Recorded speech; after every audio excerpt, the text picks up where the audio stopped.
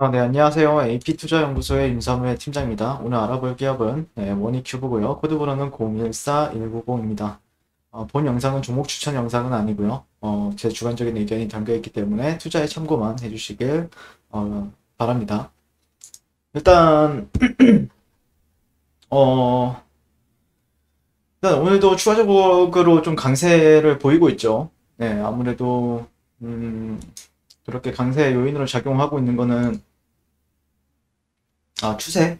추세라고 생각을 하고 있는데, 근데 참 웃긴 게 오늘 그 뉴스 같은 경우에 이제 어제부터 약간 이재명 씨 이재명 테마주가 상당히 조금 강세를 보여왔고, 오늘 같은 경우에도 보게 되면은, 음, 어제 좀 제가 가장 관심 있게 봤던 게 CS라는 종목이었거든요. 이게 어제에는 부대장주격으로 있었는데, 오늘은 좀 대장주격으로 올라가는 흐름이었어요. 이재명 테마주들 같은 경우에도 한번 관심 깊게 지켜보시면 괜찮을 것 같아요. 대선 테마주들. 근데 이제 아마 다음 주 월요일에 어떻게 될지 모르겠는데 오늘 상한가를 갔죠. 여기를 조금 지켜보는 것도 괜찮을 것 같습니다. 물론 제가 이제 정치 색깔이 딱히 뚜렷한 편은 아닌데 그냥 뉴스가 어떻게 나오느냐에 따라서 조금 제가 그냥 분석을 많이 진행하고 있거든요.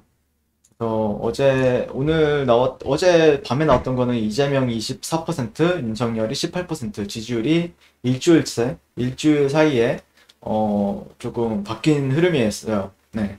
그래서, 한번 읽어보게 되면 윤석열 전 검찰총장의 대선 지지율이 한 주 만에 7%포인트 떨어지면서 이재명 경기도지사에 밀려 2위로 내려앉았다는 여론조사 결과가 8일에 나왔다. 사퇴 후 고공행진을 거듭하던 윤 전 총장의 지지율이 급락한 이유에 관심이 모인다.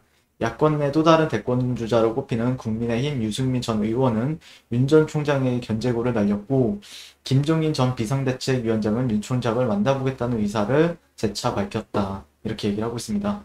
그래서 현재 이재명 지사가 24%, 윤 전 총장은 18%, 그 다음에 더불어민주당 이낙연 전 대표는 10%로 각각 나타났고요. 이 지사의 지지율이 일주일 전과 같았으나 윤 전 총장 지지율이 7%포인트 하락하면서 순위가 뒷바뀌었는데, 민주당 이 전 대표는 4주째 지지율이 같았다. 이렇게 얘기를 하고 있습니다.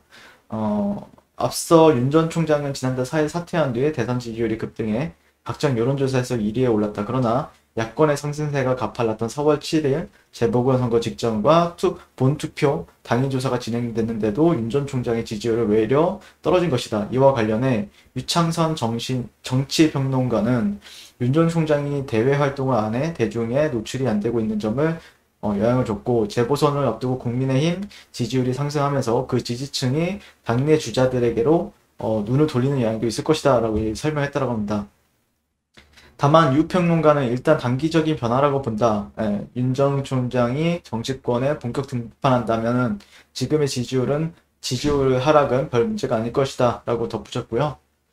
잠재적 대권 경쟁자의 국민의힘 유승민 의원인 것 같습니다. 네, 유승민.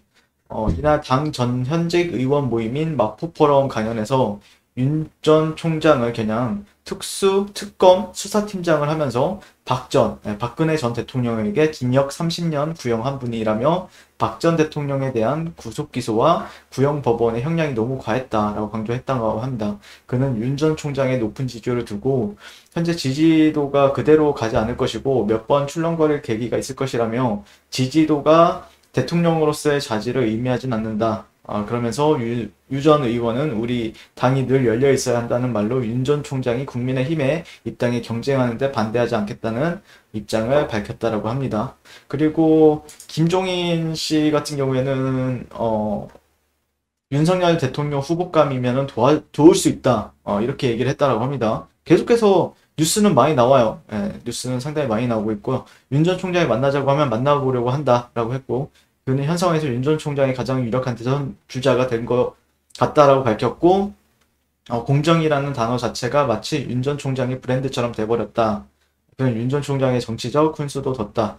윤 전 총장이 자기 주변을 제대로 구성해서 정치를 시작할 수 있는 터전을 마련하는 게 중요하다라고 강조했고, 이어 윤 전 총장이 개별적으로 입당해서는 자기 정치 활동 영역 확보가 힘들 것이다라고 설명했다. 김 위원장 국민의힘 안에서 경쟁력 있는 대통령 후보 정의 내리기가 어렵다며 말을 흐렸다. 한편 김 전 위원장 자신의 대권 도전할 가능성이 있다는 관측에 대해서는 일축을 했다. 이렇게 얘기를 하고 있습니다.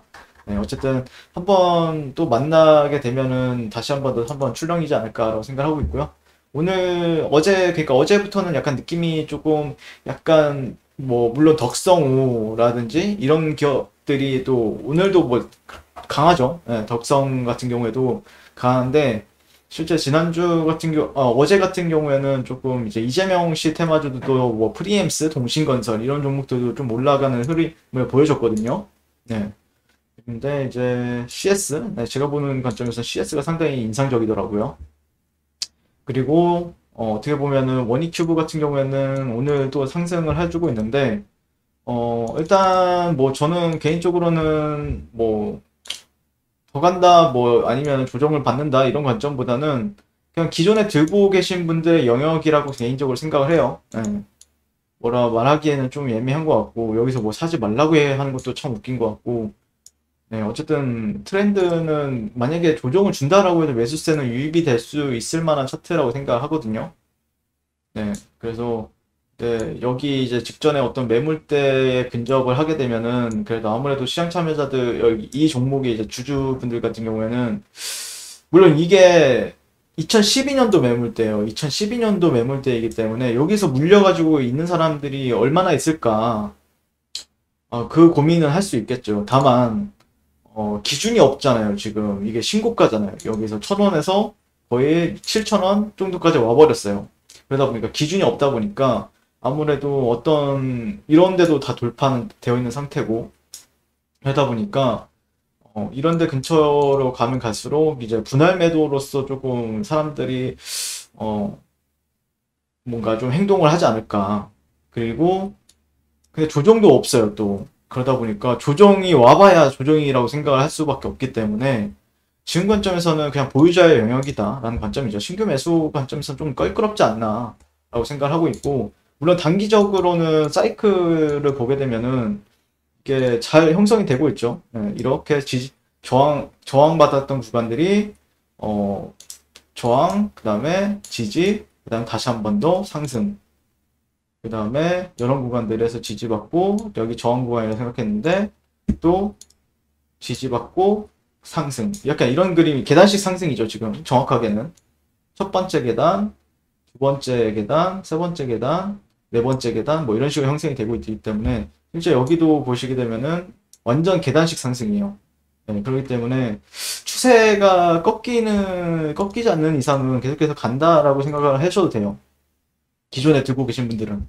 근데 추세가 꺾였는지 안 꺾였는지 알 수는 없기 때문에, 꺾여봐야 알기 때문에, 기왕이면은 글쎄요. 나는 조금 더, 어쨌든 뭐 대선주들 같은 경우에는 진짜 10배, 20배 가는 경우도 있기 때문에, 이게 뭐라고 저점 대비해서, 그럼 벌써 10배 가까이는 갔죠. 거의 8배? 10배? 9배, 8배에서 9배 정도 갔는데, 저점 대비해서는요. 네, 근데 참 더 간다? 이렇게 말하기도 참 애매한 것 같고. 근데 윤석열 씨 같은 경우는 계속해서 핫하니까 요즘에 기존에 들고 계신 분들의 그 영역이지 않나 그렇게 바라보고 있습니다. 네.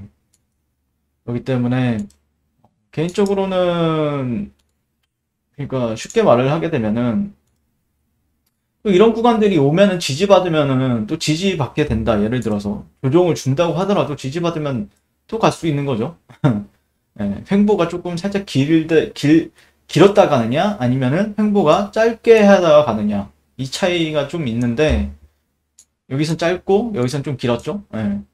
길고 짧고 그러면은 다음 조정에서는 좀 길게 나오고 그 다음 뭐 슈팅 주면 짧게 나오고 약간 이런 분위기가 패턴도 형성이 되고 있거든요. 그렇기 때문에 아마 근데 이제 이게 주봉 월봉 딱히 이게 매물대라고 하면 직접 고가를 가지고 얘기할 수도 있기 때문에 조금 보수적으로 신규 매수 관점이나 아니면 추가 매수 관점에서는 좀 보수적으로 보시되 뭐 결국에는 수익률 극대화가 문제겠죠. 어떻게 수익률 극대화를 시키느냐 이런 부분들이 문제인 것 같은데 참 어려운 것 같아요. 네.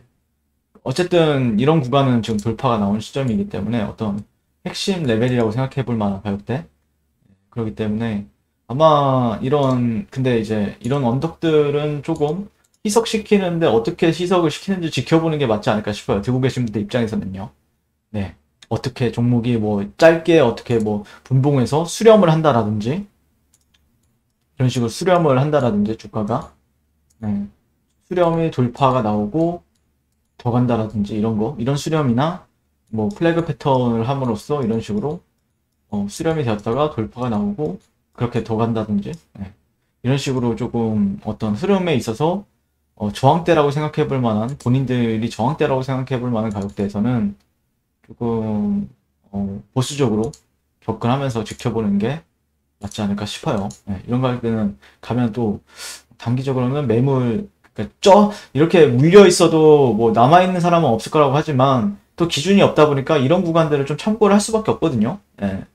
차트를 보게 되면은 이런 구간들은 그래도 한 번 정도는 저항을 받을 수 있겠네 이렇게 생각을 해볼 수 있기 때문에 그런 가격대를 어떻게 희석을 시키는지 한번 지켜보시는 게 또 맞지 않을까 싶고요. 또 이게 시황이 급격하게 바뀔 때도 있고 그렇기 때문에 아마 출렁출렁 할 거예요. 출렁출렁 할 수도 있어요. 그렇기 때문에 항상 리스크 관리 잘 하시면서 수익을 끌고 나가는 게 중요하지 않을까 그렇게 생각을 합니다. 이상 요니클뷰어에 대해서 리뷰를 마치게 될 것 같습니다. 네, 그리고 무료 추천 종목을 매일매일 드리고 있습니다. 네이버에서요.